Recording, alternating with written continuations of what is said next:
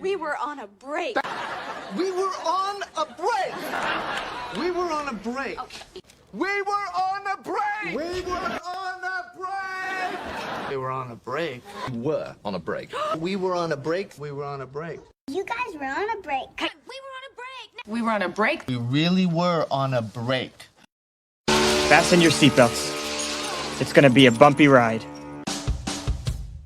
You've got a real attitude problem, McFly. You're a slacker. Maybe you need a timeout. Welcome to the Luke and Rory podcast. Here are two guys, knuckleheads if you may, who jump in front of a camera and do a Facebook Live show. You know, it's exciting. They've decided to take that Facebook Live show and put it into a podcast. Oh, good for you! Why? Because can you really get enough of Luke and Rory? That's a good one. Meet Luke Weaver, who's known for his dead sexy hair. You are an awful man. You are truly a disappointment to us all. Meet Rory Pitts, who's never found an apple cup he can't be disappointed about. I'm telling you, that man does not look stable. Two guys who went to the same high school, love the same music, love sports, love movies, love their families. Look at these clowns. Hand-picked monkeys. All right, looks like the boys are caffeinated and ready to go. I want to get some coffee. You want some coffee? That's enough nonsense. Now let's join the show. Sound good? Why does anybody put up with us? The greatest hits. Welcome back. Yeah, that's called balling on a budget, Drew. Oh my goodness! Oh. Happy New Year, Lance. What's Happy up New Year, with everyone. the theatrics, boys? Yeah. Why not have theatrics? That's Yeah. what it's all about in 2024. We're a couple dramatic a-holes, so we figured... Speak for yourself. Okay, he's right. Hold on, don't let me get serious here. Yeah. Oh my You goodness! guys like that? We were... Dude, I had nothing to do with that. I'm going to be honest. I was at home one day, and Rory was like, hey, you got a minute? Check this out. And we were on a break thing. It's freaking awesome. So. Oh my goodness! You know, and that was a funny thing is when Luke brought the idea back to me of us getting back together and doing this again, all I could think of was that we were. You know, when people say, "Well, why did you guys come back?" We never left. We were on a break. Yeah, we've been here for years. Yeah. I mean, in our hearts, we had left. Yeah. Oh, I had checked out. I wasn't even watching the greatest hits. Yeah. Oh my goodness! Had to get out. So, look at that. Drew says, "Oh, I get it. You're taking it up a notch." We're trying, bud.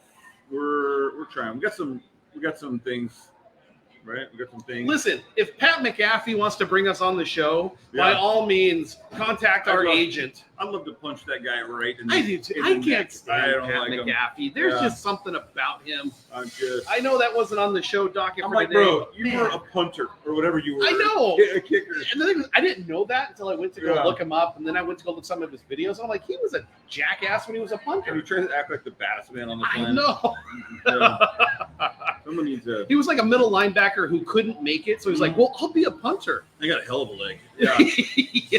Yeah. All right. Screw Pat. McAfee. Hey, good morning, everybody. Welcome to the Luke and Rory Show. That's Luke. I'm Rory. Yeah. It's a brand new year. Happy New Year. I've already blown my resolutions for the year. Yeah, bro. At about 12:01. I do want to officially, I got to get serious for a second. I do want to officially say that I have been marked safe from the Jeffrey Epstein list. I'm not on the list. I'm good to go. Yeah. You know who is on the list and likes young girls, apparently. I know who's on that list. And likes young girls. Nobody cares is the weirdest thing to me. I know it's not. I'm like, you guys. But at the same time, there's people like us who are like, we told you. We told you. It's not a big surprise. And I told you I watched Sound of Freedom the other night. You know, and Peter told me to do the same thing. And I told him the same thing I told you, like, dude, I don't know if I can handle it. It's like, angry. No, it's angry. You have to watch it. It is. I would say it's worth it. It's hard. It's hard. And look, I don't care. Like, there's a lot of people out there like, oh, it's not factual. It's not blah, blah, blah. You know, whatever. They're making light of it. Look, it's still a problem. Somewhere between 1.2 and 2 million children a year are trafficked to a-holes like Epstein that have a ton of money and like little kids. Okay. That is a fact. Whether you like the movie or not, whether you like Jim Caviezel or not, whether you like Angel Studios or not, like whatever, like that is a fact. 1.2 to 2 million. It's hard to even fathom that up to 2 million children disappear every year being trafficked into the sex trade, and people are complaining about the movie. Like seriously. I feel like I need to do a disclaimer here. Both Luke and myself are not suicidal. And we have not suicided ourselves. No. If we have all of a sudden shown up as suicided. Yeah. If you find me dead in a park somewhere after a meeting with someone from the Clinton cabinet. Look. Great. Now we're on a watch list. Yeah. I'm just saying. I don't care. You can not like the movie or not, but you can still be like, hey, this is drawing attention to a huge issue. Right. And I'll watch it. I mean, I don't want to, but I want to. Yeah. So weird. It was one of those things, like it started and like Rachel's crying like 2 minutes into it, like, and I'm just like, and I'm just over there cracking knuckles, like angry, you know. I'm like, I gotta walk around the living room while we watch this. I just need to clean my AR-15 while I'm watching this. Get movie. out some angst. Jesus. Drew is coming to us from very cold, foggy Lincoln, Nebraska this morning. You see that he is the Zamboni driver? Got a kid. Man. Grab the bone, dude. Yeah, that's Grab so the cool. bone. So freaking Hey, cool. while we're on it real quick, and he wanted to talk about it, Drew, the Winter Classic yesterday was not yesterday. Or the other day, I'm sorry, was classic. So what a great game. What a great hockey game. It was nice to see the Kraken win. It was cool out. You know, they're actually, they're doing a lot better. They started real slow. They're coming around. They were playing, of course, they're playing Vegas. So I'm like, great. Vegas has always had our number, and they're the, Stanley Cup champs. And I'm like, this isn't going to be good. And then Joey Decord just shut it down in the net. We moved the puck around. We didn't turn it over in the zone like we've been doing. Guys showed up, man. Like some guys really showed up with some great play. 3-0. What a great win. That was fun. That was a lot of fun. Very cool that we got to host the Winter Classic. It's the first shutout, and I don't even know how long we're the first shutout ever in the Winter Classic. And just getting the win at home on that against the Golden Knights. I thought it was cool to see some photos of people that were there. Griffey was there. Edgar was there. Bone was there. Steve Largent, Matt Hasselbeck, Marshawn Lynch. Matt Hasselbeck's kid is going to UCLA? Is it UCLA now? Because it was down to that Michigan State. So I don't know if he had. Yep. I believe that's where he decided to go is UCLA. Yeah. Which, let that blow your mind for a second. I saw a picture of him on Matt Hasselbeck's shoulders after a win in Seahawks Stadium. Yeah. Seahawks Stadium. Yeah. And now this kid's going to be playing in college. What's funny about that? I ran into the Hasselbecks in the airport one time years ago. Mary, I love it. Happy New Year, Yuck Sports. See you later. Kid rocks, Mary. Hey, Mary. Merry Christmas. Yes. Merry Christmas. And Happy New Year. Fellow Catholic, still celebrating Christmas. You know what? Drew, Merry Christmas, buddy. Are you on Fellow the 12th Catholic. day? What day of the... Don't ask me that. All right. Not on national TV. All right. So, What the hell? It's highly broadcast. Anyway, listen. What was I saying? I don't even know now. We were talking about... Drew says, was a great game. Joey is a Boston kid, and his father is the goalie coach for Boston University. Yeah, you know what? I kind of wonder, Drew, if the rise of Decord and then Drager coming back, or Chris Drager, and being solid on his sub-in days doesn't start to signal the end for the German gentleman in Seattle. But we'll see. We'll kind of see where it goes. Don't worry, Mary. It's a foreign language to me, yeah, too. Decord's been solid. Now, look. You're talking about the Hasselbeck thing. Hasselbeck kid. Kind of funny for me. I ran into the Hasselbeck family in the airport years ago. Okay. And I was like, hey, Matt, like we talked for a second. I was like, you mind if I get a picture? And he's like, oh, yeah. And he goes, hey, do you mind if my son takes it? And he's kind of doing photography and stuff. I'm like, no, not a problem. I hand my phone. His son, that's not going to be going to UCLA, was the one that took the photo of Matt and I. Oh, that's cool. So nice kid. He was like, this big then, and now he's some massive giant. I'm always amazed at how many famous people you met while you worked at Delta. It's wild, dude. It's wild. I go down the list for days. I started talking to him. He's like, this one time I met this guy, and we high-fived and hugged and broed it out. And what's crazy? What's actually pretty crazy is so many of these big-time celebrities actually travel like alone. I would even really say like incognito. They just kind of travel with their spouse, their kids, whatever. Like so many guys that I met were just Michael Phelps, Kareem Abdul-Jabbar. Is he taller than you? Phelps? Yeah. No, he's like 6'1", 6'4", 6'3". Oh, okay. Brendan Fraser, Macklemore. Like, I mean, I get it. Cortez Kennedy. Macklemore or Macklemore? Macklemore. So the rapper. The rapper. Okay. So many of them just would show up at the gate by themselves or with their spouse or their kids or whatever, and just what's his face? Star-Lord.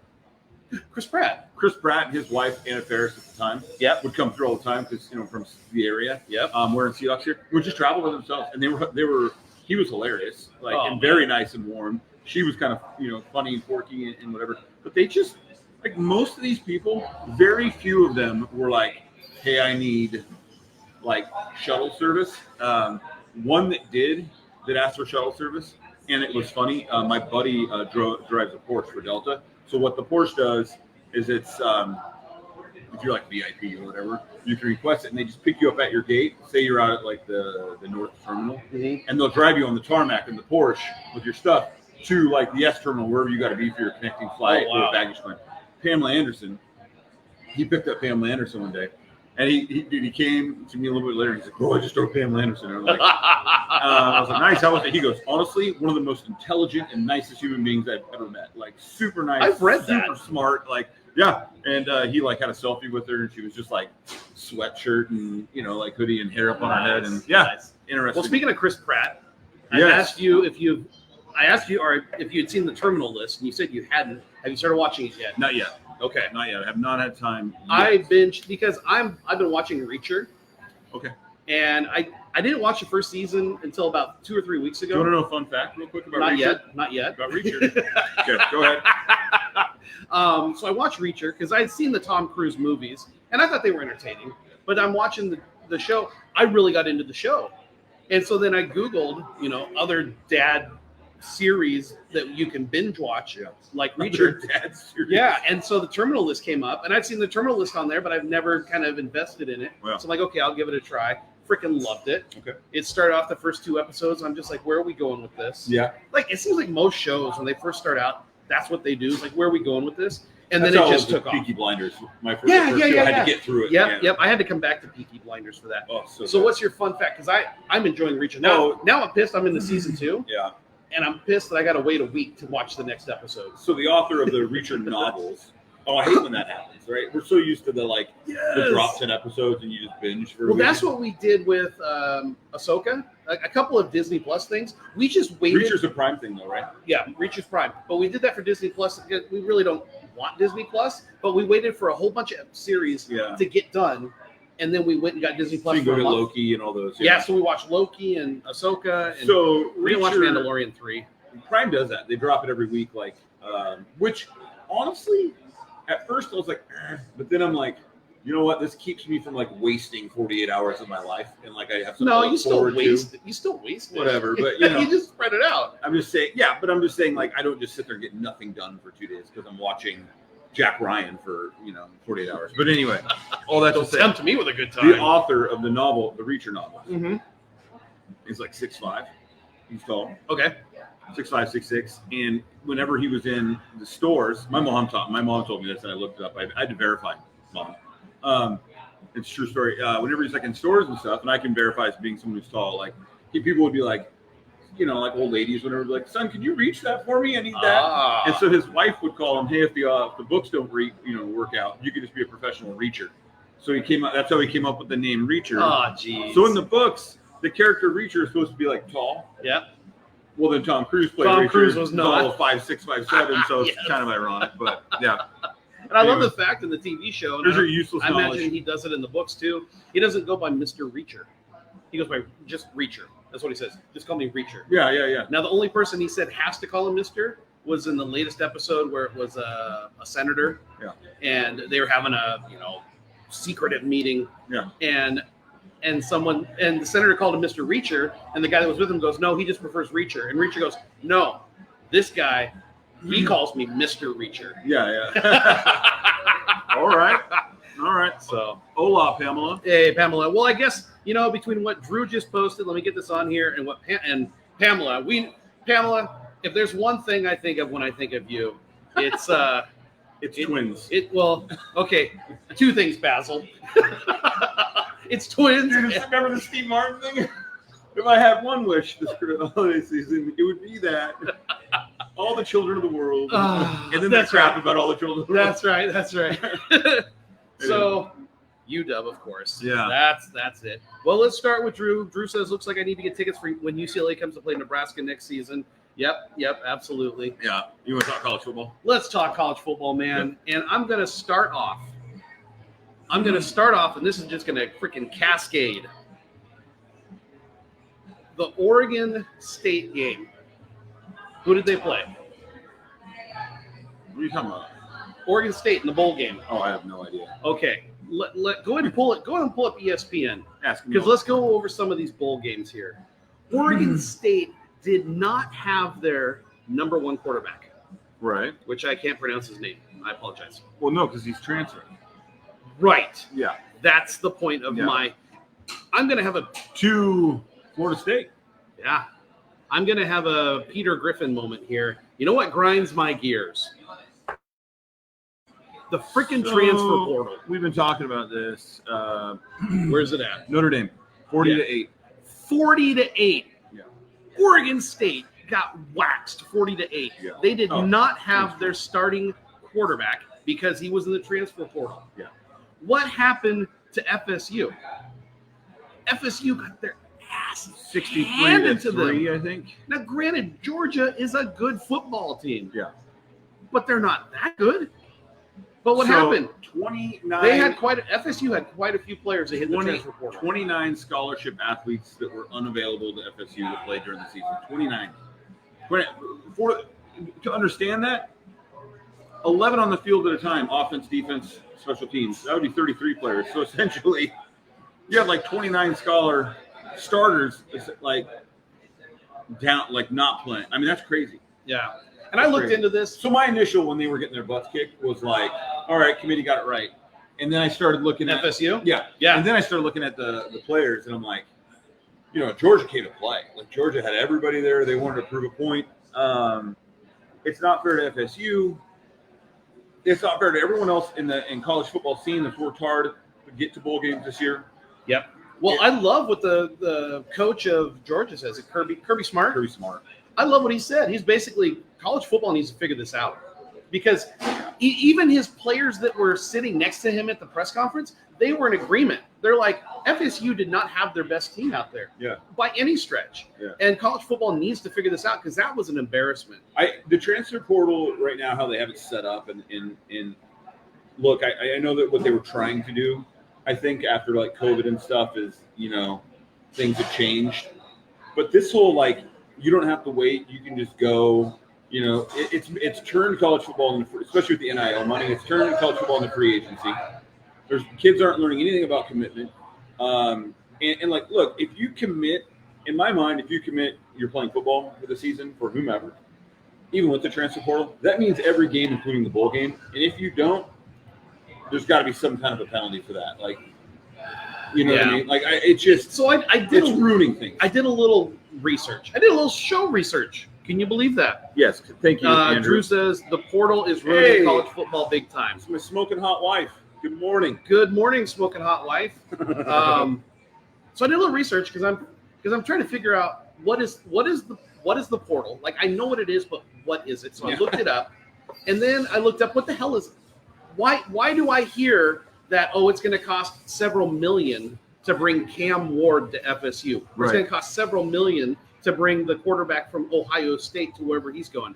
I'm like, that doesn't make any sense. Why the hell are they getting – why is there that money involved in the NIL? Yeah.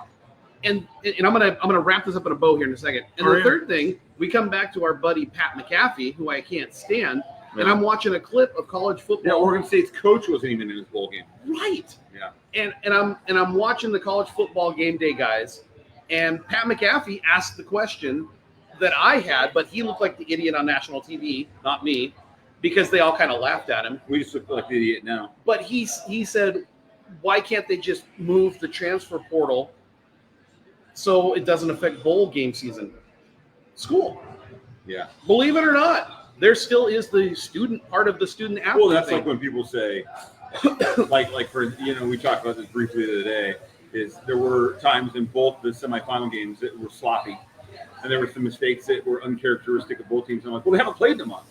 And, I've talked to people who are like, well, why do they do that? Why don't they just do that? I'm like, this kid's got finals and there's Christmas break. Right. It's just timing. Like, you can't take that away. You can't change that. And at the end of the day, despite the fact that some of these football teams have several players that are going to the NFL, the majority of the teams, the players, need their college education.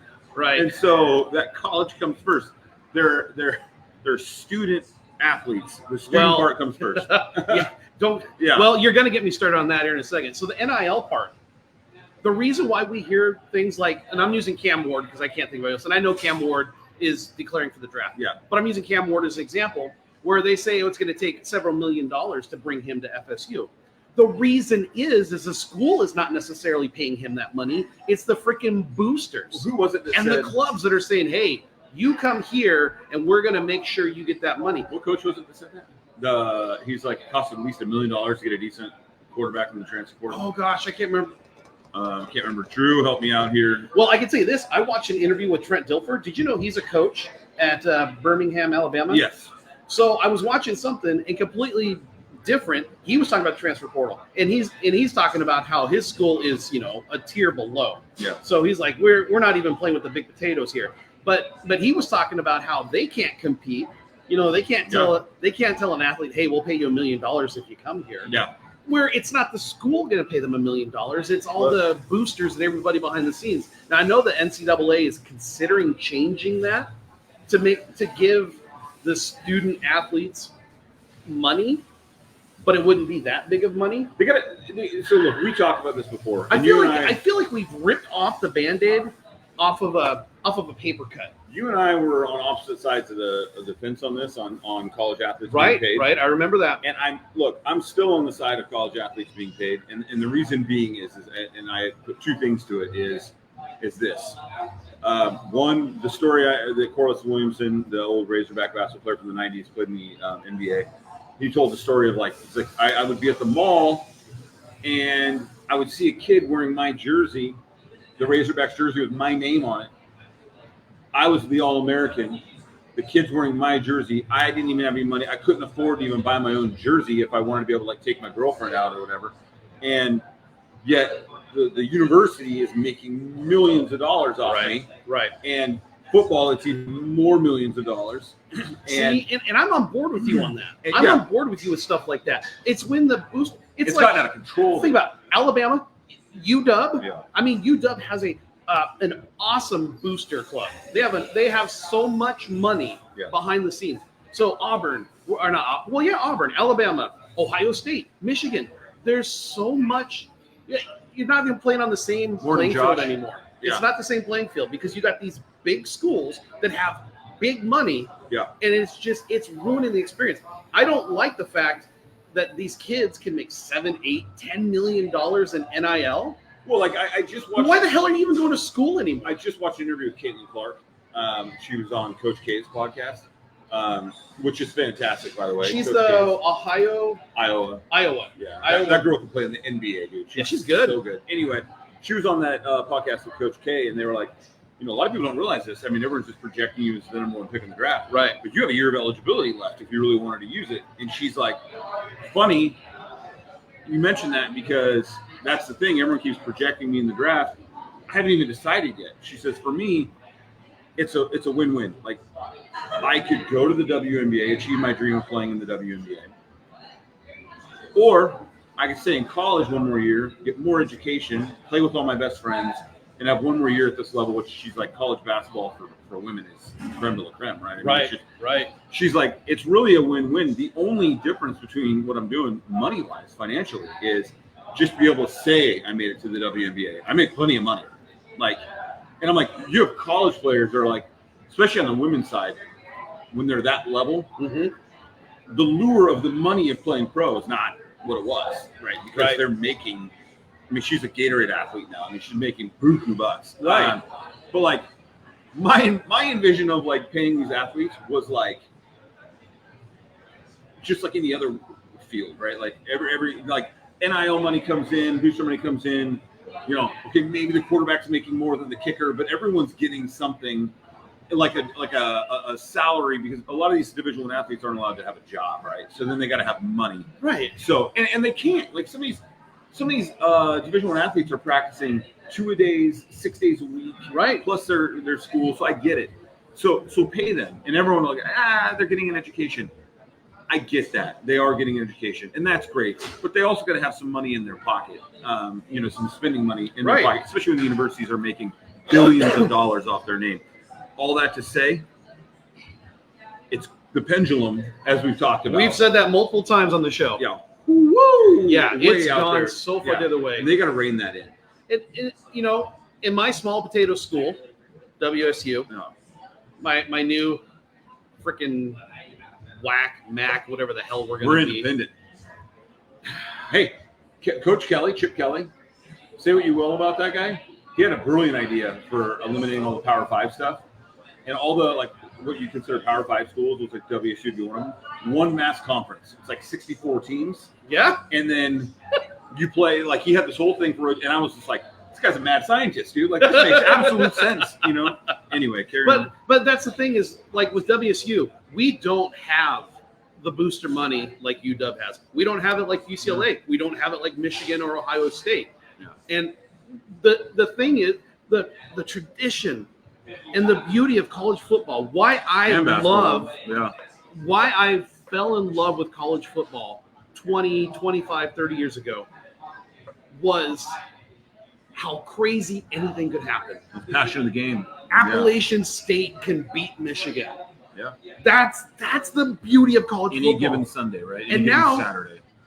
And it's not a knock on the Huskies. You guys know I hate the Huskies. It's not a knock on the Huskies. You guys have players, unless I'm mistaken, you guys have players that you brought from the transfer portal, creme de la creme. Penix was not a Husky. Look, he was not. Pam just said Penix made more this year than he will as a rookie in the NFL. Right. Yeah. And the thing is I'm happy for you Husky fans. Not really, but I'm trying to tap dance here. But the thing is that it saddens me. The universities that have the most booster money are buying players. That Penix didn't come in as a rookie, get the shit kicked out of him, and in his sophomore or junior year, take that step. As a Husky fan, it would be like, that's our guy. He came from all the way to here. Instead, and like Cam Ward came from Immaculate Word. He was not groomed or what's the word I'm looking for? Cultivated at WSU. So WSU brought him in. He's already ready to go. Yeah. And now he's gone. And he was going to go to FSU, but now he's declared for the draft. But he hasn't hired an agent yet, so he may still come back to college. I don't like how it is today. I don't know if I'm a grumpy old man. I don't know if that's I am a grumpy old man, but that's two separate stories. This entire offseason, this entire season and postseason has shown the ugliness of this whole portal system. And I hate it. I freaking hate it. My fear, for those of you who don't know me, I'm a college basketball guy. Don't get me wrong, I love college football, but college basketball is my vibe. Yep. My fear from the college basketball fan is I haven't seen it have a big impact yet in college basketball, but if something doesn't change, it's coming. Yeah. And it's going to start with football because it makes the most money. Yep. But it'll trickle down into college basketball. And then my fear with that is that what it's going to do is eventually water down and ruin March Madness. Yeah. You won't see the 15-2 upsets or the 16s challenging the ones. You won't see these 12-5 upsets anymore every year, because if the money's there, these D1s, these heavy hitter D1s are just going to be paying the mid and the low major D1s, paying their best players to come to them after their freshman sophomore year. Yeah. And so these low major and mid major D1s will just have these freshman sophomore kids that can't compete with not only the Kentuckys that already have the blue blood players, but also then are bringing in the season 3 and 4 year players as part of the money. It'll ruin March Madness. It'll absolutely destroy it. I think if the NCAA does not figure this out, they are going to destroy college sports. Yeah, as it is. Yeah, I'm already to the point. I watched the semi, the semifinals. But I'm already to the point this year I didn't really pay much attention. Like, and I grew up. For those of you who know, I grew up a fan of 2 football programs: Washington State Cougars and the Alabama Crimson Tide. And for the record, I was a Crimson Tide fan in the '90s when they sucked. Because my best friend growing up, his family's from Alabama. When I was a kid, they'd send us like Crimson Tide stuff, or he'd go there for the summer and come back and stuff. So I just attached onto it. And so as a Tide fan the last few years, it's been good. It's been great. But like last 10 years? Yeah, I did not pay attention as much this year to college football outside of checking to see if Wazoo or the Tide won. I didn't watch many games. I wasn't that. I was just kind of like, I'm already starting to feel like unvested. If that makes me sad. Yeah, I know. It's all right, let me jump on some comments here. You had said it earlier. Pamela said Penix made more this year than he will as a rookie in the NFL. She also said Will Rogers was guaranteed a pretty penny to transfer to UW after staying at Mississippi State. After overstaying. Oh, gosh. See, that's – yeah. And then she says, you are a grumpy old man. Thank you. Yes, yeah. But they've made it too easy to change. Stick with your decisions and the consequences from your choice. You know, and here's the thing. And someone said this to me the other day about that. And I as a parent of a child who just committed to play college basketball and she's getting ready to head off there next year, I get in my mind the idea of like, well, what if you get there and it's not everything was cracked out to be? Right. Maybe they get one transfer where it doesn't affect them. But you have kids in college basketball and football who have played at 3 universities in 4 years. Right. I mean, that's right. That's and that's the problem right there. Drew says most kids who are very talented are going to play that 1 year in college basketball then declare for the NBA. To me, the NBA kind of ruined college basketball. On the other hand, Nebraska beat up on Indiana last night. He's dead on. When that happened, when it was your boy, I think your boy Kobe kind of started the trend. I know there was another player before. Shawn Kemp. Oh, yep, Shawn Kemp was the big one to start it in like the late 80s, early 90s. And then it went on to then it became Kevin Garnett. Yep. And then Kobe. It became a big thing in the late 90s. Right after high 2000s. school. LeBron was like the last one to make it. Yep, and then they threw the 1 year rule in there. Yeah, and in all honesty, like we could sit here and point out a handful of high school players that went to the NBA and are like say Hall of Famers or Impact All Stars. Shawn Kemp, Kevin Garnett, Kobe Bryant, LeBron James. But then we could go down a huge list of who flamed out. Yeah, like the Kwame Browns of the world. Right. That were supposed to be everything. Was it Dwight Howard, a high school? Yeah. And anyway, but I don't like the one and done rule.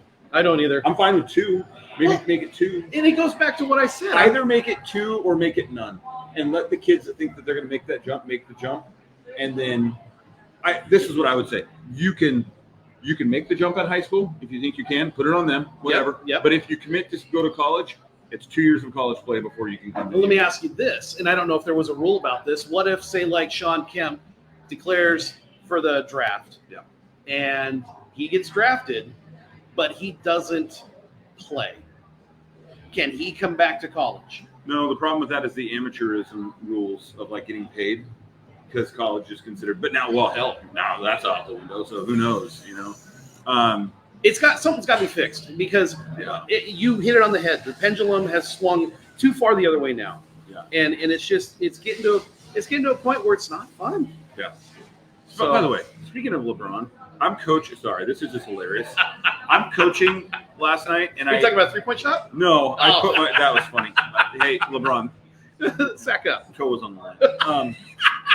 You got white trim on your shoes, dude. Like, anyway, all that to say, I was coaching last night, and I have a 4th grade girls team and a 3rd grade boys. Okay. And Maverick, my 1st grader, plays on the 3rd grade boys. He's a stud. But I had them scrimmage each other last night, which is always good because the boys, it's a little piece of humble pie because my 4th grade girls are good. But anyways, one of my 3rd grade boys, hilarious. His dad is my assistant coach, whatever.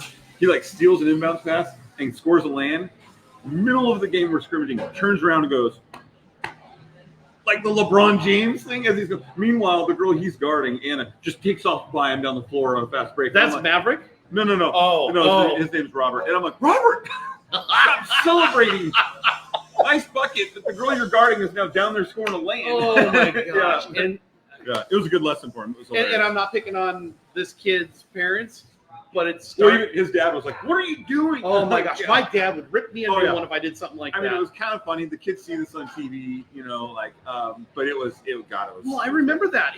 Just a side note, real quick, and we'll get back to this. I remember when I played Little League Baseball, and if I got struck out, there was a time where I would throw the bat down because I was pissed. Yeah. My dad pulled me aside and said, "Dude, I want to beat the shit out of you." My dad videoed me taking my aggression out of my tennis racket in high school one time, and I watched it and I was like, "Oh yeah, you made your point. I look like an idiot." Oh yeah, yeah. Oh yeah, absolutely. Looking like McEnroe out there. Yeah. All right, Drew says Prime is going to abuse the portal in Colorado. Oh, absolutely. Why not? You know what? I'm not even mad at him. Right. Right. If that's the rules that are in play, Yeah, do it. yeah. I mean, the whole thing is winning. Speaking of winning and coaches in college football, Jim Harbaugh is gone after next Monday. Win or lose, Jim Harbaugh. Well, I'm gone. glad you transitioned into that. Yeah, sorry. So let's talk about briefly talk about the two games. I will start off by saying I know Pamela's still here. I hope she's still here because she knows how much I despise the Huskies. Yeah. I wanted Texas to beat their ass. However, We're getting PG-13 rating today because I can say ass and shit. I don't want to drop the F-bomb. It's like the 5th time. The F-bomb is like, it's like hovering overhead like World War II over Germany. The F-bomb is just circling around here. We get one a year. Rory's going to watch this later and then text me and be like, boy. So I will tell you this. I wanted to see Michigan and UW for entertainment value, for what I think will be a really good football game. Yeah. Because I hate to admit it, but I've said it before. I'll say it again. UW is a really, really, really, really good team. You want some of that, Matt? From the picture from yesterday. That's right. You want the smoke show? Yep. Pamela's still here. That's good. Earmuffs. Yeah. Earmuffs, everybody. Yeah, earmuffs. Yeah. Whatever you want. So it was funny because we're watching Lord of the Rings Monday night, or all Monday. We're watching all of them. Tuesday. Not all of them. And so I'm over here with my phone, and I'm just like, I'm checking ESPN. I've got the app up, and I'm watching the game, and I'm like, damn it, Texas is going to blow this. And then all of a sudden, oh, Texas might make a comeback. Oh, my goodness. And then, let's talk about that. No, they don't. And I could not stop thinking that WSU lost by 3 freaking points. Well, they should have won, but anyway, yeah, it's well, I'm in the tough situation as a Cougar fan. My 7-year-old son, has fancied himself a Husky fan now. I blame your wife. I'm going to blame Rachel right now. Well, it's him and his buddies. I don't blame Rachel for anything, but I will blame her for It's this. him and his buddies at school. They wear Husky shirts and all that, and so then they play football at school, and they're always the Huskies, and so horrible parenting. And I told Rory the day, I'm like, part of it is you're a fan of who's winning at the time when you're a kid. I mean, that's how I became a Cowboys fan in the '90s, right? Like, I was a Husky fan in the late '80s, early '90s. They're winning right now. They're on TV. It's what I didn't know any better. They see, but so Maverick really wanted the Huskies to win, so I was pulling for the Huskies just because I want my little man to be happy. But let me tell you what. At the end of that game, I looked at Maverick and I said, "Bud, there's a good chance that Texas is going to win this game because the Huskies have the 119th ranked pass defense in the nation, and it's like first and 10 from like the 12-yard line. There's a good chance that Texas wins this game." Yeah, and they didn't. But let me tell you what, if I'm Kalen DeBoer, I am thankful that I dodged a bullet on some crap coaching at the end. He's a phenomenal coach. But that play calling at the end, I was just looking at it and I go, if you down it 3 times and then punt, you give them the ball probably inside their 15-yard line with 12 to 15 seconds left. Right. Instead, they try to run it 3 times, get their running back banged up, and then have to use a timeout and give them the ball back with all that time left. It was just piss poor clock management. Yeah. I was like, what is this, the Pete Carroll of college football with the clock management? Too soon. So it was just... Well, I was watching the highlights the next day. Yeah. And that's one thing I noticed too was when Johnson got injured, I thought, oh my gosh, Texas had an opportunity here. Yeah. Because you're right. If they had just run the clock down, hell, even take a Texas had 2 timeouts. So if they would have kneeled twice, what I would have done, like just thinking about it, like You hike it to Penix. Maybe he drops back a couple yards, burns 3-4 seconds, takes a knee. You do that twice, allow them to take their timeouts. You do it on the third down. You waste 40 seconds of game clock. Then you punt it. They would have had less than 15 seconds left with no timeouts inside their own 15. Here, go ahead and read what Hilditch said. Near the end of the Sugar Bowl, the Huskies were trying to run the clock out and got an injury. Texas had no timeouts left. Huskies were charged a timeout because of the run. Yep. Of course, yeah. The fake injuries. The Huskies absolutely should have been charged a timeout. Yes, they should have. But they should have been allowed to play the clock, run down to 1, and then have the timeout enforced. I get it, and I hear what you're saying. That's not the rule, and so it affects them in that way. I go back to if they weren't actually running the ball and they just downed it. I mean, there's all these factors that come into play, and they allow, and one of those factors ended up playing out because you didn't just down the ball. So yep. Good morning, Paul, and I agree with Paul. Go Big Blue. Go Big Blue for one day. Here's my problem. I loathe Jim Harbaugh. I know. You hate Jim Harbaugh. And the thing is, I do too, because he used to be the 49ers coach back in the day. He's always just been a jerk. Oh, yeah. Although, I listened to Brock and Salt this morning, and they had a guy on, a commentator, Joel Klatt. Okay. And he covers Michigan quite a bit. He's not a Michigan guy. He just covers them for, Fox Sports. And he's like, you know what is crazy about Harbaugh? And he goes, I hope everyone really believes me on this. He goes, he is different than he was 4 or 5 years ago. He had this whole jerk persona. He was terrible. He goes, and what happened during COVID is he brought in a guy, his name's Biff. I can't remember. He's a legendary coach in Washington, D.C. Okay. And he brought him in, and he was counsel with him twice a day. And the whole thing, this legendary coach at Washington, D.C., who ended up coaching college football too, low major. And he's like in the coaches Hall of Fame or something. His credo or motto is always show your players and your teammates love all the time. You love on each other. It's a family, no matter what. It's all about love at the end of the day. That's your number one job as a coach and as a teammate is to love your guys. And Harbaugh wasn't of that. Harbaugh was very iron and grindstone and hard in front of the media. Media and on his players. And he said he talked to Harbaugh one time, and he asked Harbaugh, he just seemed so much softer and nicer. And he was like, Biff told him one time, they were talking, and he said, really happy with the way the guys performed today on offensive special teams. And he goes, have you told him that?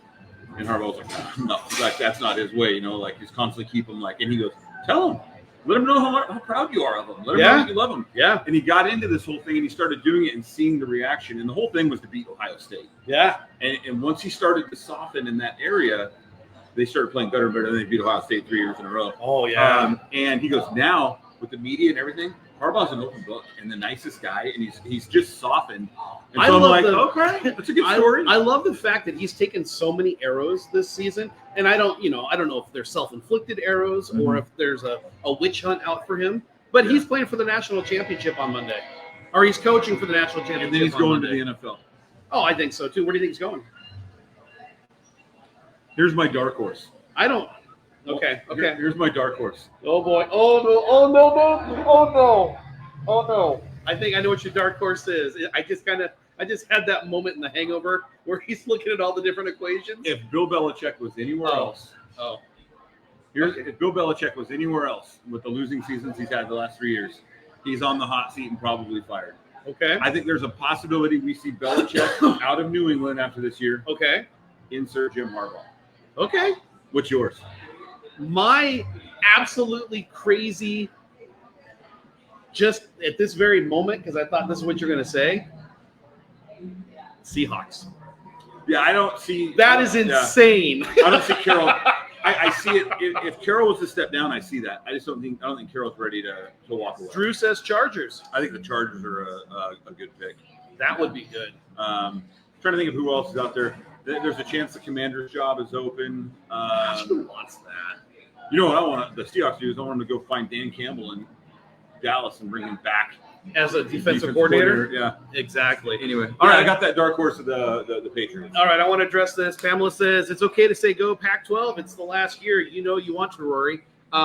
What's that one scene in Guardians of the Galaxy where Star-Lord does this? Yeah, that's what I think about the Pac-12. Oh man, No, You know what? And that's a whole other thing we could get into, but the realignment stuff is just infuriating. Pamela, I'm going to tell you this. I love you, Pamela. I love all my friends who are Husky fans. Deep down inside, I love you. But when it comes to the Huskies, I hope they lose by 1 point at the very end of the game. I want their hearts to be ripped out. And I will say, I'm fine with that outside of the fact that I don't want it to be on a player, like on a missed field goal. No. I don't want to see a kid fail. Let it be a stupid coaching Drew decision. says, correction, only 2 losses in New England, first season Mac Jones was left. Yeah. And that's fine. I'll tell you this, though. I don't, Drew. Are you serious? Ryan Leaf is doing the color for the game? Nice. What? By the way, Ryan Leaf is like my favorite follow on Twitter. Oh, he doesn't take any crap. He's an open book, and he doesn't take any crap. I love when people go in and be like, who's going to listen to this crackhead, blah, blah, and he was like, you're right, you shouldn't. I was like, and he talks about how much time he did in prison and all that kind of stuff. Yep. And then he's like, at the end of the day, though, it's like, I learned my lesson. And people come to his rescue. He's great. Oh, yeah. He's definitely changed. So, I don't know. Drew, I mean, I'm sure you're a Belichick fan and all that, but I don't know that his way works in the NFL anymore. And he's pushing 70. He's been there for 21, 22 years, 23 years. Yeah, he'd know. And here's the thing. If the goal in New England is Super Bowl or bust every year, which is what they always said, it's championships. I don't think Belichick is ever going to bring you another championship. And if you sit down and you say that, he's not going to bring us. I mean, then it's time to move on. And you know what? It's magical. It's magical what New England did. Incredible run. Incredible run. I went from hating the Patriots. I went from loving the Patriots because they were the underdogs. And then Drew Bledsoe. The Coop. And then it moved to, okay, you guys have had enough Super Bowls, to, okay, cool, let's see if you can do it. And then it went to the cheating scandal, which was like, So I want to bring up one more NFL thing, and then let's move on to that crazy story about someone who had their driveway stolen. Oh, my gosh, yeah. I am rooting for the Browns and the Lions and all of these teams that have just sucked for years and years and years, making the playoffs. Who's the head coach for Detroit? Dan Campbell? Yep. Love that guy. Yeah. That guy gives a speech, and I just get up and I'm ready to tackle somebody and run through a wall. Ready to go through a wall. Yeah. So I'm loving seeing that. See, Drew, be honest, the game has passed him. I agree. Yeah, I think it has, and it happens to everybody. I think the only reason that you see Pete Carroll having more success later on in the stages is because of his time in college football, working with the young kids, So exactly. Anyway, carry on. All right, cool. Well, let's go ahead and shift out of sports. So hopefully Mary will be back. Or Mary, maybe secretly Mary is a sports fan. She's over there in her Seahawk face paint. Okay, so this crazy story. I saw this story last week. I was looking through YouTube, and all of a sudden I saw the title of it. A single mother who's selling her house has her driveway stolen. And I'm like, what the? When you sent this to me last night, before I even saw it, I was like, what the hell? Yeah, exactly. That's what I thought too. All right, so I'm going to play this video here. You guys check this out, and we're going to talk about this afterwards. We begin with the story you'll only see on Channel 9. It's the season of property crimes, but this one goes above and beyond. Good evening, I'm Rafael Puris. And I'm Carla Ray. Tonight, deputies are investigating after someone ran off with an Orange County woman's driveway while she was at work. You heard that right. And now our Nick Papantonis is looking into the situation and why that woman says it happened at the worst possible time. The family was already on the clock because they're trying to buy another house. They say this has put that in jeopardy. Come home and my driveway's gone. Amanda Brochu isn't exaggerating. What used to be a concrete slab outside 1438 Bethesda Street is now a patch of dirt that she didn't ask for. Someone took her driveway as she was trying to get ready for Christmas. Of all the things that you worried about getting stolen, did you think the driveway was one of them? No, not at all. Brochu says it all started when she put her home up for sale. Strange contractors started coming by, measuring her driveway. Her son counted 5 of them.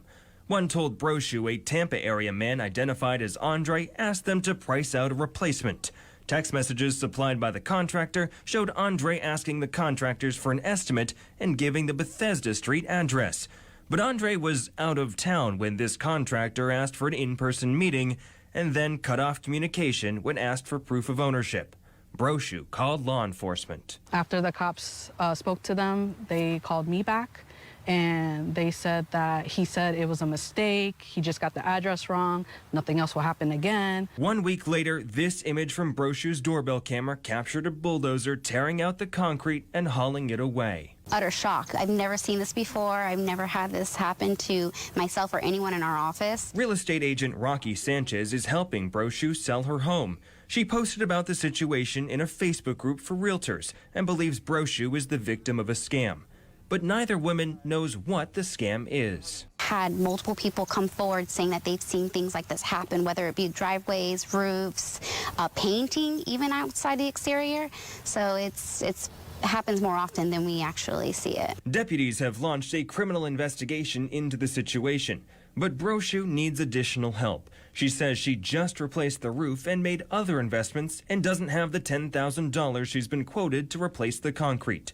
If she doesn't fix the driveway and sell the home in the next 2 weeks, she'll lose out on the home she's under contract to buy down the road. No one's going to buy this. This brings down the property now, and that just messes it up for me and my family. The family is now trying to scrape together the money to pay for a replacement driveway. They've set up a GoFundMe to help them on that. We're going to put a link to that on WFTV.com. In Orange County, Nick Papantonis, WFTV Tonight. What a bizarre story. Crazy. Crazy. When you sent this to me and said, hey, we're going to talk about this, I was like, what? Yeah. I hadn't seen the video yet. Then you sent me the video. I remember looking through YouTube last week, and Christy was in the living room with me, and all of a sudden I just blurted out, what the hell? And she looks at me, and I'm like, someone had their driveway stolen? Yeah. I love the part. You just said it, too, when we were off air there. Like, the realtor cracks me up. She's like, yeah, I've talked to everyone in my office, and no one's ever had this happen to them before. I'm like, you can talk to everybody you know, and no one's ever had this happen to them before. Realtor be damned. Like, I don't know anybody who's ever had their driveway stolen, real estate or not. Like, it's so funny. She put it like constantly in the real estate mind. Like, yeah, like I'm a realtor, and this has never happened before. It's never happened. Period. Like, house for sale or not.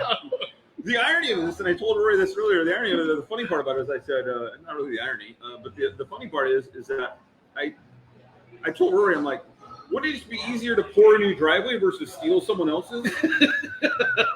You know what I mean? Like, have criminals gotten so smart that they're outthinking themselves and creating more work for them? Well, that's what Christy was asking me. Isn't the part of being a criminal to take a shortcut? She was like, what would they do with that? I mean, she literally asked me, which is an honest question in a crazy story. She says, do they literally come and pick up slabs and put it on a truck and move it to a different location? I don't think it works. And I said, no. No, yeah. They tear it apart, throw in a dump truck, and take off. You know what I think what we said earlier and kind of what I caught from the videos, I think contractors are doing it so they have jobs. Yeah. I mean, that's the only thing I can think of. Like, well, and you bid out the driveway, right? Like, well, the thing is, and so she's got her house on the market, and we've run across, not this, but we've run across it many, many, many times. Southern California. Where a seller needs to have something taken care of. A roof, or their carpet cleaned, or painting. All these different things where a contractor needs to come in and take care of something. There's more of a conversation than just the contractor getting started. Yeah. I mean, you could think about it like with our last listing. It needed carpet cleaning and it needed a paint job. Those guys didn't just come in on a whim. And they said something about contractors measuring the driveway and all that. And that, to me, sparked contractor had the driveway taken, so then they have business to pour a new one. I mean, right, but maybe that's just the cost of doing business, where they can tear it up and they can get that cost. I don't know, man. But that's just the craziest thing. It's funny is like you can see the cut of the driveway and the walking path to the house right there. I'm like, man. Okay, so let me ask you this question. They even took the walking path. You're the listing agent on this house. Your client calls you up and says, someone just stole my driveway. How do you get through that? After I start laughing,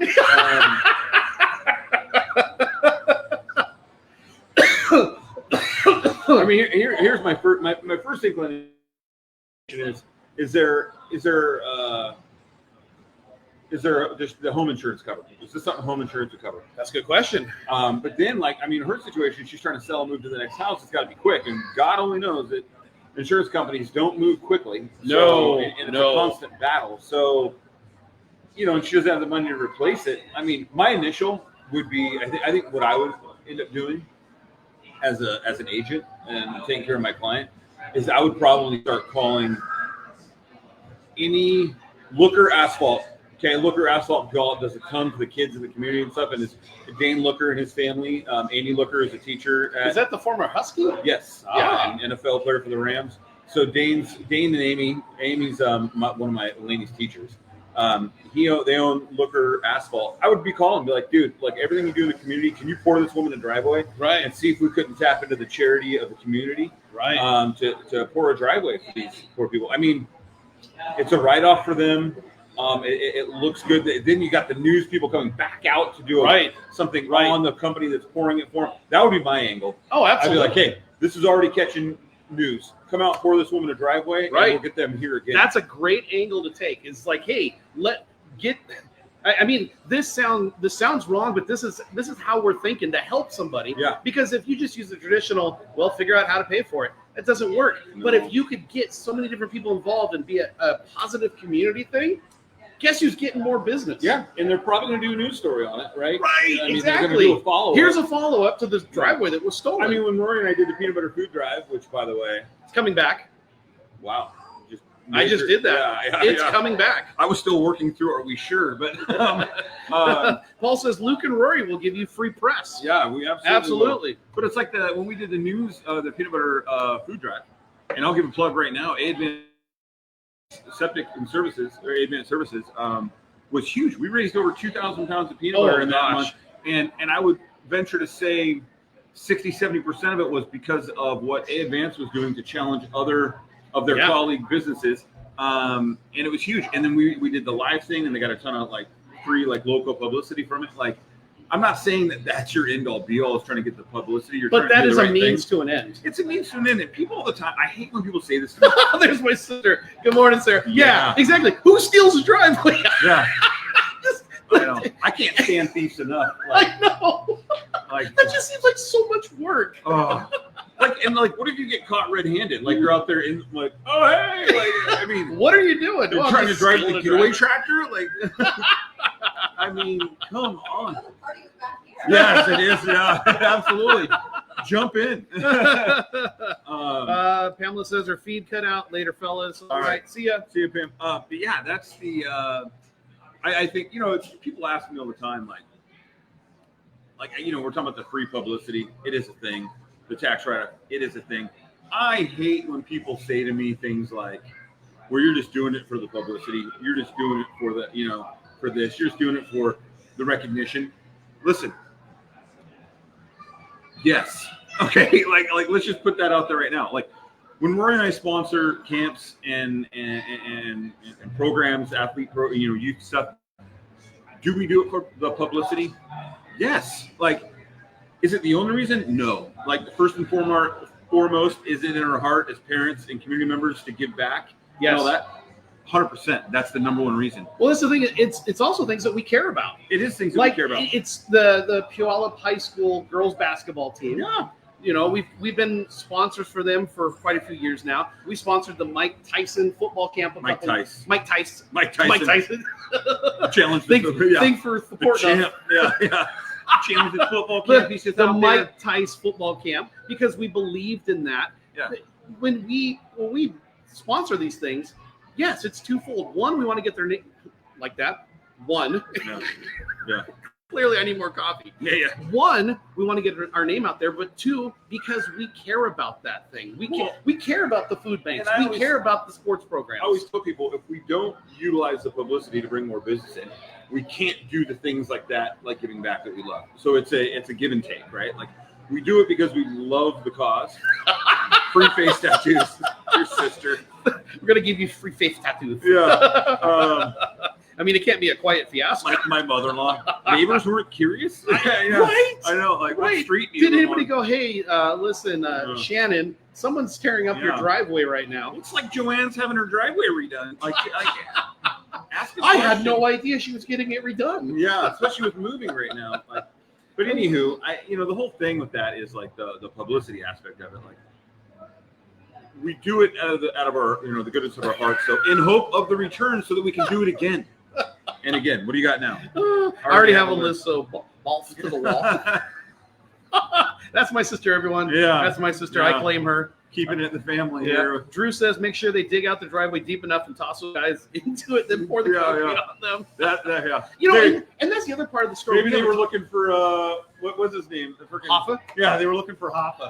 Yeah. That's the other part of the story that we haven't touched on is a single mother. Bro, I know. Douchebaggery to the 10th level. Yeah, and they got a GoFundMe going. You know, and maybe that's something. You tag team. You're like, hey, if the GoFundMe can raise half the cost of the $10,000 driveway, this company will do it. Like, just pay for the material. Like, right. And the thing is, I've heard some people say, well, GoFundMe. Those people should just figure it out. No, that's what we're missing. Like, I know for a fact, my buddy Terry, who runs an asphalt company out in Paulsbo area, is it Paulsbo, Port Townsend area? He would do this for free because I know what kind of a heart he has. He'd be like, "We're getting this woman taken care of tomorrow." Like, find that guy. Yeah, you know, absolutely. Terry, let's hop on the hoe. Let's head down on the backhoe. Let's head down and take care of this woman in Orange County. Can I just tell you? Can I just tell you? That's going in the greatest hits. Hop on the hoe. We were outside working on Saturday. I was using my cool little wood splitter. By the way, I had a sore shoulder. I got to give you a hard time about that. It's chopped the wood. No, dude, I tried. I've got the mallet and the wedge and oh my gosh. Anyways, so I'm over there. I'm smoking my cigar. The fire pit's going. I got Christmas music playing. Christy's outside doing some cleaning up some weeds and stuff. And then all of a sudden she goes, cry about it, saddlebags. Yeah. So all of a sudden, I love you, honey. All of a sudden, Christy goes, I got to go grab my hoe and put it to work. And I just looked at her, and she goes, that's not what I meant. Christy, new level of respect gained. Yeah. You've unlocked level 10. I just looked at her like, what did you say? You guys are looking for a good pimp in Mason County. Christy's your gal. She'll give you the garden tools you need. Yeah, man. Oh, my gosh. All right, So I'm going to use this to branch over into a goal of Rory talking about, I got to get in better shape this year, blah, blah, blah. While he's out here using this thing. Absolutely. Oh, my Lord. Dude, I'm sorry. My freaking I'm arm. going to toot my own horn. In August, I freaking split and stacked 2 cords of wood the old-fashioned way, like Paul Bunyan. Oh, good for you. Yeah. Good for you. Anyway. Don't break your arm. Pat yourself on the back. Oh, I won't. I can't get it up there after chopping all that wood. So, oh, man. All right. Anyway. Woo! Actually, when I was younger, this is a true story. When I was younger, I would go. I need to hear Chris's say. Yeah, I know. Don't we all? My doctor asked me like basketball season, like at the end of summer, I going for my physical. He'd be like, "Man, you got in pretty good shape. What are you doing?" Splitting wood. I'd split wood all the time. He's like, it's one of the best all around exercises you can do. I mean, your whole body, right? Core, arms, shoulders. So, hey, if you all need to get in shape, man, go find some. Oh, you're right. You need split. You're right, Sarah. It says if he bought it before the new year, then it doesn't count in resolution. Oh, absolutely. Oh, okay. It was a birthday present to myself. Yeah. No, I'm just telling you guys, the wood is freaking soaked to the bone, and unless I let it sit out next summer, trying to get it split to season. Oh my gosh, yeah. The thing is, I don't have a fireplace. Yeah, so I'm in no rush. This guy's seasoning wood for his outdoor fire. For my outdoor fire pit, which I'm considering actually making bigger. Oh man, mine's gotten. You'll see mine next week, hopefully. But here's the truth. Let's not pretend there wasn't a bunch of crying afterwards and letting me know. I didn't say I wasn't sore. You see that coming right there? That's a bus. Yeah. Did you tell Dad? I didn't say I wasn't sore. Rachel did read that whole thing, but everyone was giving you her time, like Mr. Dittmer and all that. She was getting a kick out of it. Hey, there's Matt. What's up, buddy? Assistant varsity boys basketball coach at Puyallup and elementary PE teacher. And I'm sorry, who built and stacked most of them? Oh, she did stack a lot of it. Probably she did half the stacking, and Matt and I did the other half. See, Rachel's the fact checker when it comes to your bullshit. Yeah, you know what? You're out of the circle of trust. Unbelievable. Anyway. That's why I love Rachel right there. That's why I question my decisions. Well, I'm going to start a GoFundMe for her because she has to put up with you. Yeah. You have no idea. Okay. Hey, let's get. So that takes us into our Matt says, hey, Luke, on my lunch needed a half-day entertainment. You are welcome. Hey, good luck at the games tonight, man. We both got big ones tonight. I think you guys are headed to South K, the boys, and we are playing at home. So let's go pick up some wins against South Kitsap tonight. Hey, moving on, we're talking about that. It gets us into goals for the next year. I'd love to hear what you guys have. This whole thing with New Year's resolutions has always kind of irked me because I'm like, I know people, it's like August, and they're like, yep, next year. And I'm like, man, way to freaking drag it out, like, procrastinator, working on a heart attack, but they're not going to do anything about it until next year or whatever. Hey, I'm right here, dude. Okay? Jeez. But all that to say, like, it's, the resolution time just hit, so I'd love to hear, what you guys got going on. I got a lot of things mulling around in the old brain housing group. Oh, yeah. And big games for both programs. Thank you. Hoping your girls kick some butt. Yes, sir. Here's my problem sometimes when people set their goals is I think is like people in general, like our immediate is just have these massive audacious goals, right? I'm gonna lose 50 pounds. I'm gonna make this much more money. I'm gonna do this. I'm gonna do that. I'm gonna, one of mine every year is to read. Like I always say, like I grew up, I was a voracious reader, and as I've gotten older, I still love to read. I just don't have as much time for it, and then at the end of the day, I do stupid things like pick up this before bed, instead of reading. And so I always say, like, I'm gonna read 20, 30 books this year or whatever, which isn't a lot, but like just to be able to find the time. Boy, yeah, that's more than me. Or I'm gonna lose this much weight or whatever. Something I got to thinking about. Drew, survive is his goal.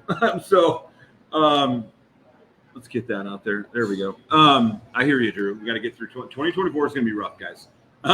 We got a presidential election coming up. All hell's about to break loose. But I think what I narrowed mine down to is just being better every day. And by that, I mean, like, yes, I want to get in better shape and lose weight for lots of different reasons. Yes, I want to do better financially this year than we did last year. Yes, I want to read. I have a Kindle reader. It's not about having or reading or not reading. It's just about making the time. So, like, instead of telling myself, like, this year, here's an example. I'm going to read 20 books this year. What I've said to myself is I'm going to read at least 20 minutes every day, right? Or at least 30 minutes every day before I go to bed. Instead of saying I'm going to lose 50 pounds that I need to lose. It's just I'm going to make sure I get some kind of physical exercise 6 days a week and eat healthier. And then let the daily deposits, hopefully, that you're making build interest and build up over time and do the work for me. So I'm trying not to do these big audacious goals, but just set little things that I want to do every day to wake up earlier, like get my day started, like, instead of sleeping in a fight if I can. Anyway, that's Sarah. Well, hell. I mean, that's just kind of like, she doesn't know what to do with me at this point. That's just kind of where I'm at. I'm trying to, I didn't like say, I mean, we did some financial stuff and whatever and aim high, and which is great. But like the big thing is for me is just every day try to do things that make me better. Get my reading done, get some exercise in, eat a healthy dinner, and then don't midnight snack it,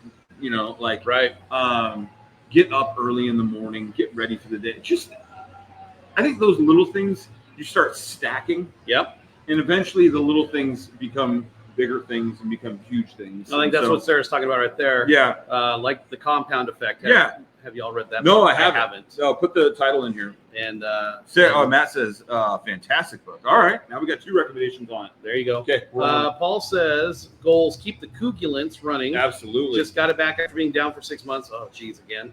Get my sailboat, Wind the Day. Oh, I love it. Ready for opening day with the Cougar Yacht Club. Theme this year is Pirates and Pursuers. Get dune buggy roadworthy by summer. Love it, man. Those are some good goals, Paul. Yeah, good stuff.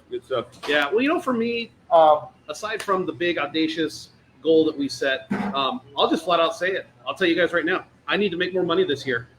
I know, shocking that somebody would say that, but it's the truth. And, 2023 was not as good of a year as we had hoped it would be. That's what we had become accustomed to. Right. Yeah. And so the thing is, and it's not like when I say I want to make more money, it's because I got these big audacious plans for my family. Yeah. I got these crazy plans. Not just my family in Tahuya, but my extended family. You know, there's nothing I would love more than help my sister get into a home this year. Yeah. I know her and her family having a backyard. Set up a GoFundMe so I can buy a house. Yeah, exactly. Exactly. Sarah knows what I'm talking about. But that's the thing is I want to be able to make enough money that I can do these cool things for other people. We went through this earlier, and while I have a big audacious financial goal, it really broke down to little things. Yes. I want to be able to do this. Yep. How much is that going to take? I want to be able to do this. How much is that going to take? And you can start checking those boxes off. Like, I think you'd be surprised where you're at in the year. The compound effect, I think, is a real deal. Yep. So. And the thing is, Drew, Nebraska is actually one of my goals this year. Is I want to take the family. He wants to own Nebraska. Yeah. Ain't going to cost much. No, I want to take the family. I want to take the family to Nebraska so we can come visit the Long family and the Plonk family. Yeah. Because we've been talking about it forever and ever. So it's on my list. It's a financial goal that I want to hit. So, I mean, that's what I did is I made these goals, which if you look at how much we made last year, my goal is stupid. Mike, good morning, sir. But with that being said, something that I've really attached to in the last. It's a wave. At first, I thought he was flipping us off, which would have been par for the course. Oh, that would have been totally Mike. Good morning, salute. You know, it's kind of the compound effect that you and Sarah and Matt are talking about. Yeah, Matt. Yeah. Break it down to quarterly goals. Yeah. So instead of having this big audacious, I'm going to lose 100 pounds this year, I'm going to lose 25 pounds in 90 days.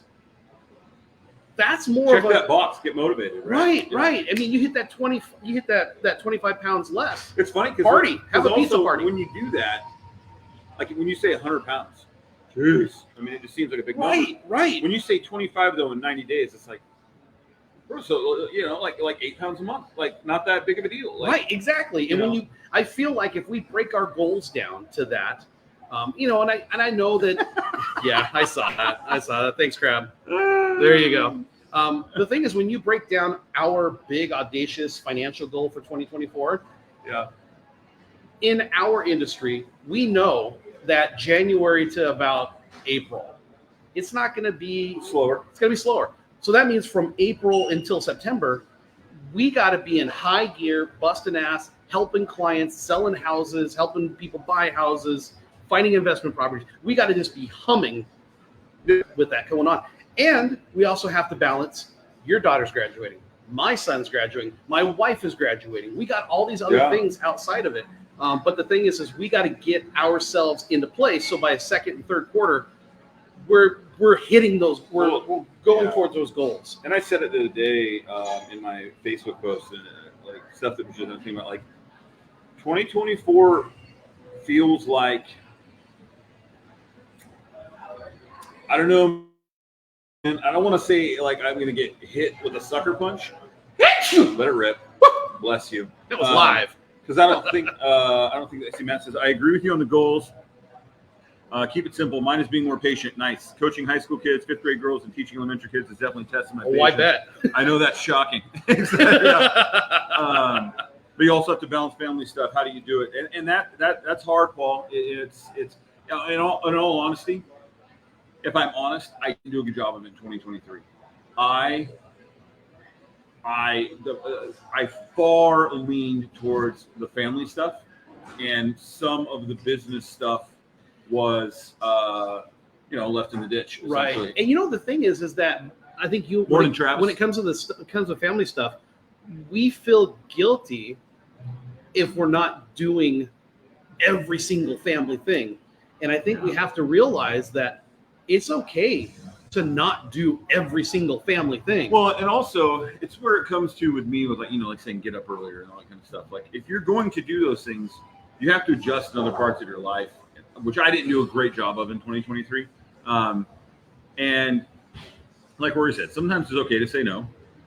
And sometimes it's okay to be like, not sometimes it's okay. But if you're not going to say no, make sure that other areas aren't lacking. If that means you got to get your butt up earlier, if that means you got to get to bed earlier, if that means you got to get an hour less sleep or whatever, you got to find ways to like balance that. That's so true. But yeah, howdy, Travis. I just feel like 2024 you know, you and I got a lot in the pipeline.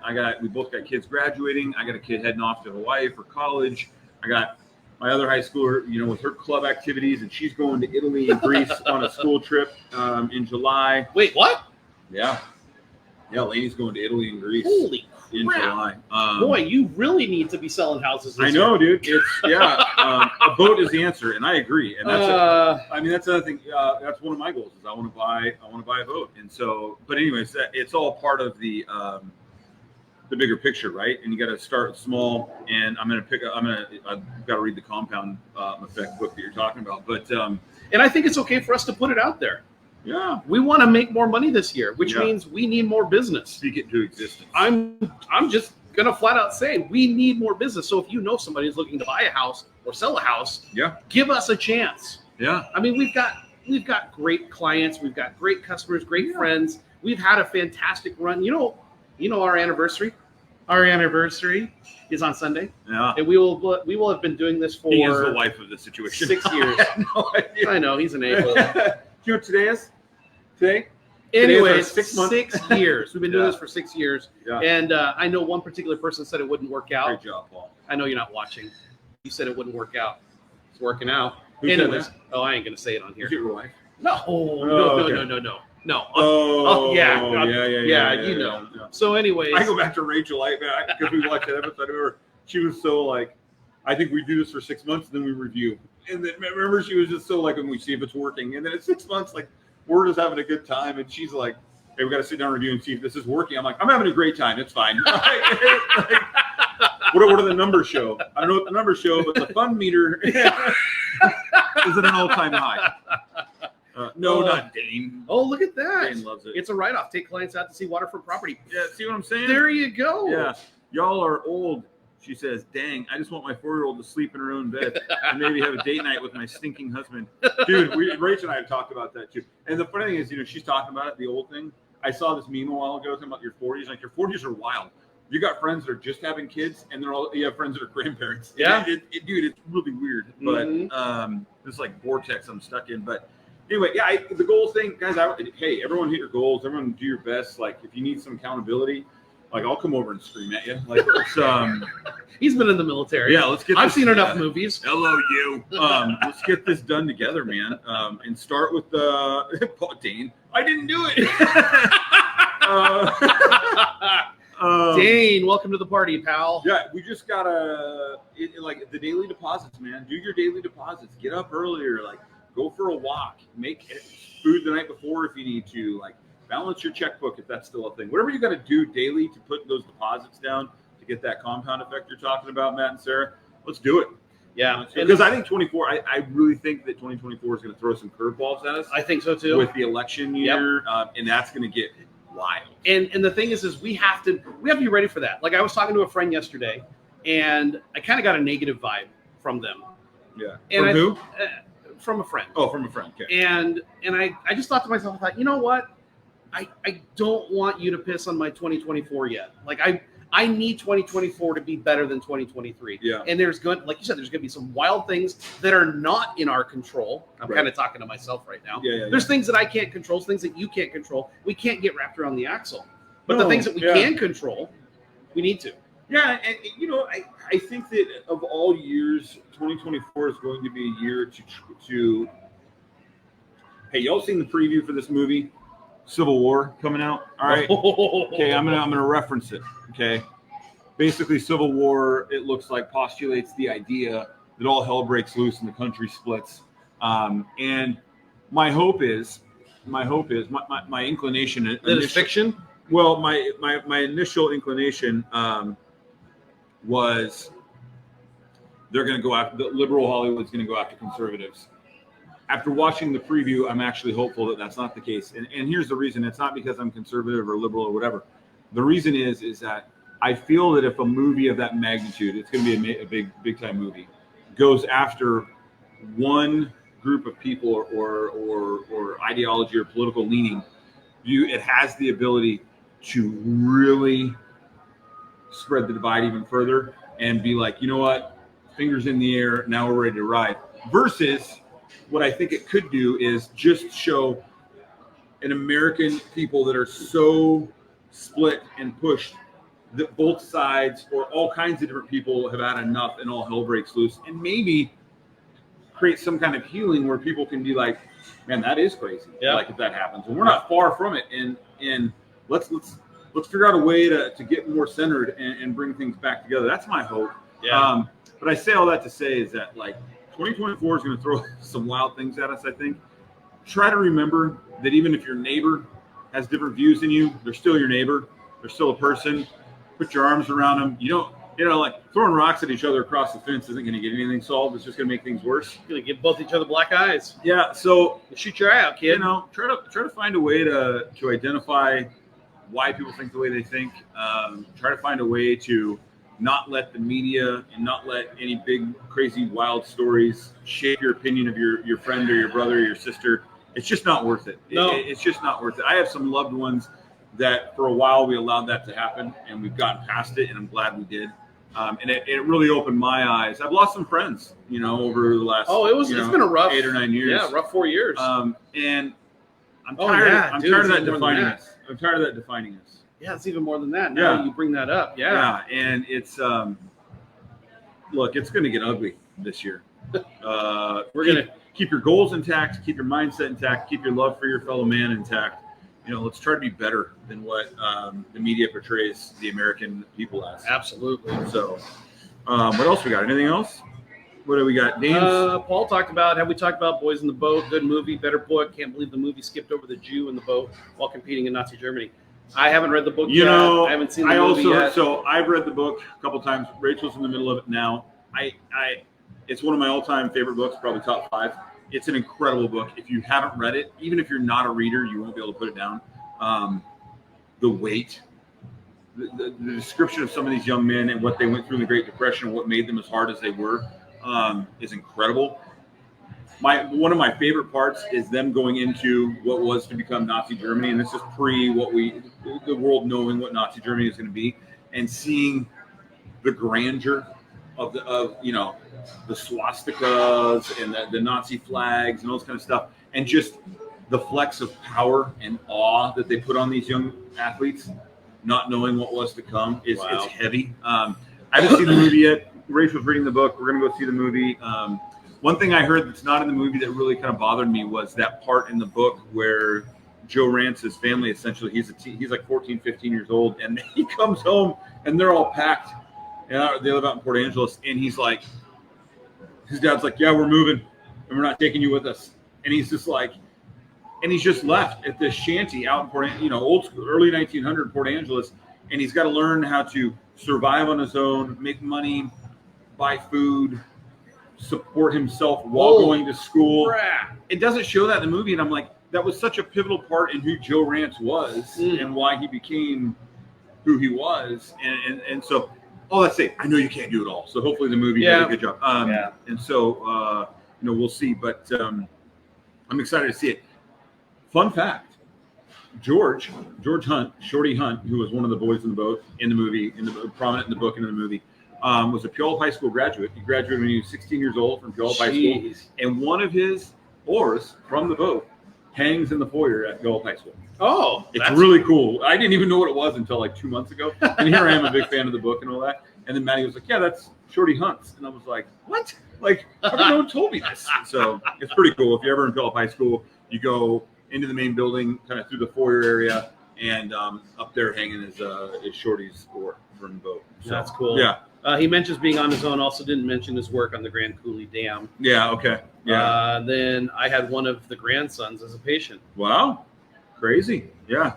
Joe Rance, Shorty Hunt, all those, Bobby Mock, all those guys, legends. I don't think we ever in our country see men of that ilk again.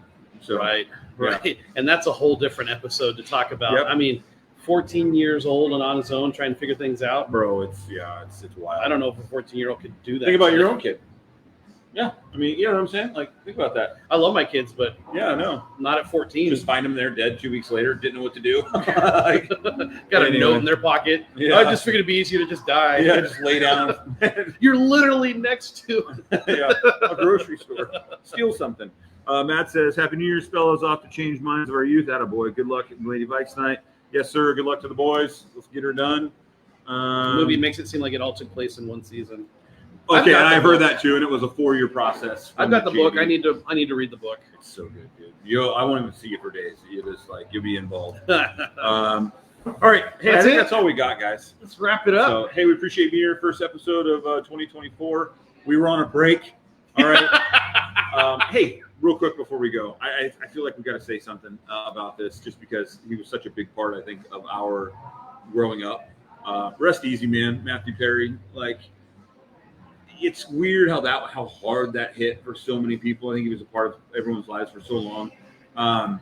And just, I was so glad when the autopsy came out. I know that he had the anti-addiction, whatever drug in his system that he probably took, not illegally, but without prescription. It was, he was getting, all that to me screamed out someone who was trying to keep it clean and doing everything he could, and it ended up being the death of him. But he had been so hard on his body for so long. I'm listening to his book right now on Audible. The only reason I'm listening to it versus reading it is he reads it. Yeah. So I thought that was cool.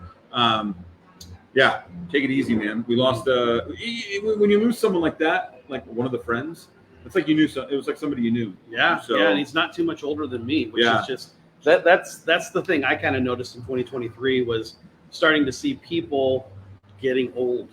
And it's one thing when you look in the mirror and you're like, I'm a little bit older, not that big of a deal. But then you start seeing people that you watched in the 90s in movies or music or anything like that, and you're like, oh my gosh. Yeah. Freaking geriatric. Oh my gosh, they're only 4 years older than me. I know, isn't that crazy? It blows my mind. Well, I want to give a quick shout out to Electric Coffee House. Thank you for allowing us to do this today. You don't know it, but you allowed us to do it. Yeah. But we are going to reach out to you because we'd love to make this our place. Yeah. It's very cozy right here. You guys can't see the layout we got, but this is very nice. Yeah. But again, thank you so much. Appreciate you guys. Hit those goals, man. Ladies, we men, can help you. Let us hit know. those goals. We sure as hell want to hit our goals because we got big plans. Yeah. We got big plans in 2024. Yeah, absolutely. We do have big plans. So let's hit them together. If we can be of help to you anyway, personally, professionally, please do let us know. And what do we got going? Got anything going on in the next week? Nothing in the next week. We got something big to talk about next week, though. Okay, yeah, next we do have Thursday. something big to talk about next Thursday. Hey, I guess I'll finish on this note, and you can write us out into the sunset. Go Michigan. Hey, we appreciate you guys. Love you guys. Thanks for coming back with us. We hope you have a great 2024. If we can do anything for you personally, professionally, please don't hesitate to reach out. Our phone's always on, except for when it's not. And hey, go high five somebody, give them a hug, let everyone know you love them. Have a great day, an even better week, and we'll see you next Thursday. See ya.